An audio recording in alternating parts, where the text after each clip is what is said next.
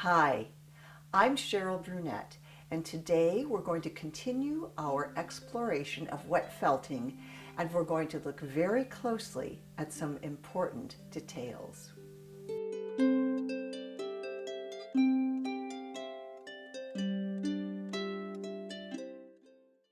First, a quick update on the Kickstarter project going on right now in July 2014.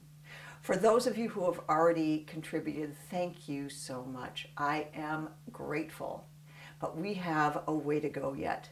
There are over 11,000 of you who are subscribers to this channel, and if each of you donates $1, we will build this studio so that I can continue offering this work for free.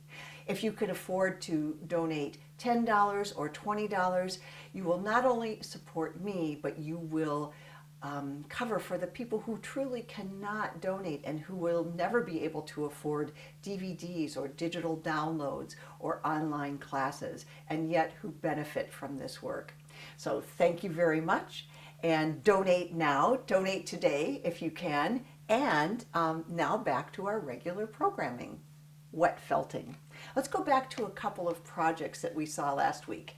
You saw this guy last week, and it was very floppy. It's been through the washing machine twice.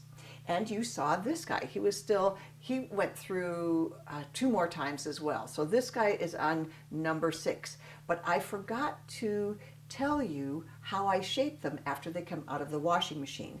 I have a front-loading washing machine, which doesn't take very much water, but what it does do is it has a final spin, and it's out in my laundry shed, which is this kind of storage shed, and the spin is so powerful that it shakes the whole shed and things fall down frequently, but we just pick them back up.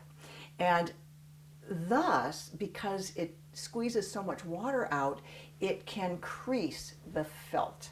And you have to be careful of this when you are using your washing machine to do that, because even if you have a top loader and it spins, it can give you creases. So what I do is, as soon as the laundry is done, I immediately take it out and I put something in it to hold the shape. In the case of the smaller ones, I use 7-inch balloons.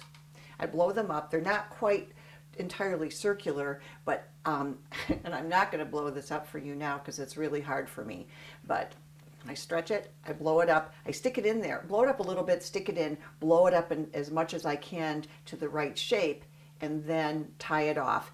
And that's how I dry it for the first, it depends on the weather. It depends on whether or not I have the wood stove going. It'll dry faster then, or it's been sunny. But I live in the Pacific Northwest, and sometimes it'll go for days and it's just kind of damp. I think this guy might need one more time through, by the way, as I've been playing with it today, and I just love how I think it might be my favorite so far. This larger one, I actually left this in. This is an old exercise ball of mine.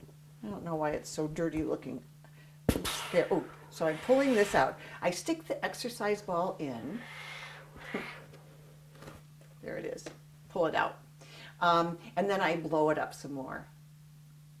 And look at, it entirely takes care of the creases. If the creases are really serious and you need to work them out with your hand and stretch them out, you can pour boiling water on it, and that will help you do that shaping. That's what we were doing when we were felting the hat, and I was working with Flora, who is a professional felter.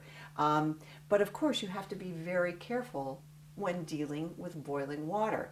You should have gloves on, and you don't stick your hand underneath it and pour boiling water over it, okay? That's just not gonna work. This went through a really hard spin, and there really are no creases to it at all. So that was one thing I wanted to touch again.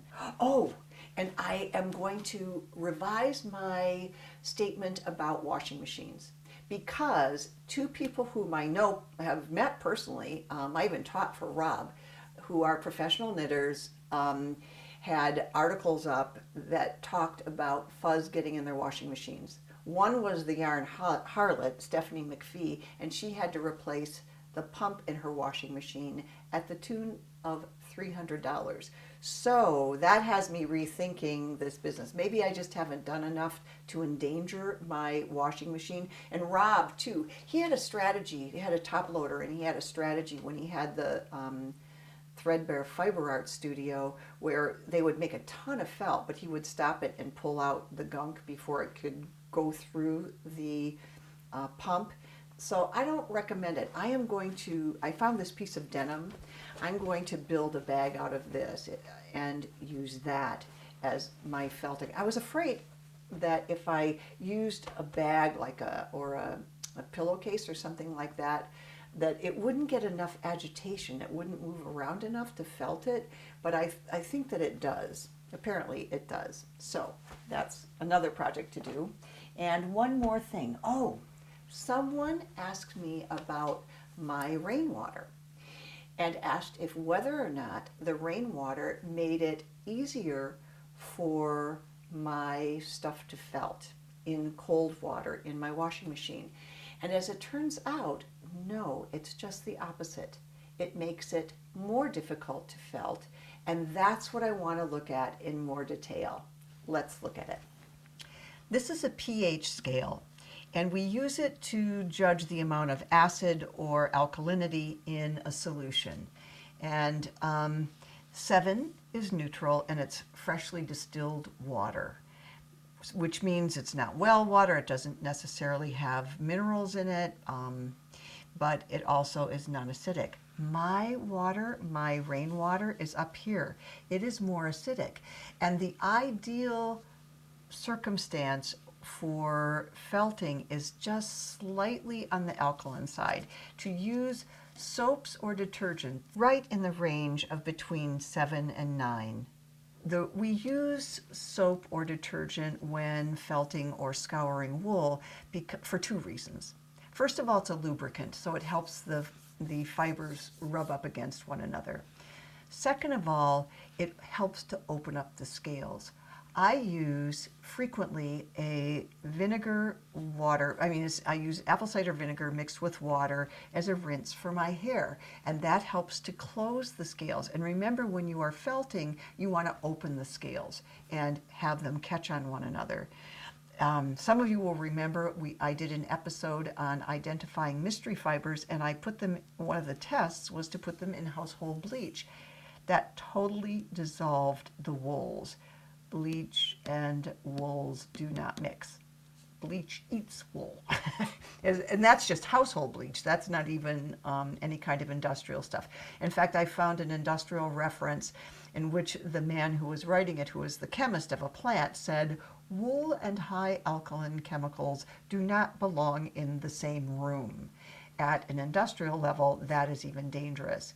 Now this is, if you look at this very closely, it can be pretty horrifying. This is -1, there's a 0, and this is where battery acid is, and this is where gastric fluid is. It's not very far off. But remember that this is a logarithmic scale and not a straight arithmetic scale. In other words, let's take 6. Let's milk as egg yolks. Nothing's quite except, but let's take my water, okay, and let's say it's 6. Something that is measured at 5 is 10 times more acidic than 6. At 4, it's 100 times more acidic. At 3, it's 1,000 times more acidic. So for every interval, it's 10 times as strong. So when you are going to felt your wool, choose a mildly alkaline solution. Ivory soap is good, so is Dawn hand dishwashing liquid. The difference is the soap is made out of lye, which is down here, and fat, and detergents are made out of synthetics. And so this really was helpful to me because I always thought that you had to use soap and not detergents because of the lye in the soaps. But it turns out, as long as the pH is in this value, it doesn't matter which one you use. There are 195 countries in the world, 196 by some counts. And in the last 30 days, People in 144 of those countries have watched this channel. 50,000 views. And in that same time, my earnings from YouTube are less than half of my rent for this studio. So please donate today to help support my continuing this work. Anything you can give is a blessing on this project. Thank you. So that's it for today. And next time I am going to take you behind the scenes where you will see this studio in its entirety, and I will give you a glimpse, actually more than a glimpse, into my process of how I create the programming for this channel. So until then, thank you for joining me and enjoy your knitting. And don't forget to donate right here today. And I'll put a link below too, just in case you missed this one, right? Bye. And today we're going to continue our no, not explanation. Oh yeah, it is explanation. But okay, one more try. Oh dear. This is, you are outside your comfort zone, sister. Did you know that there are, well, why do I have to ask that question?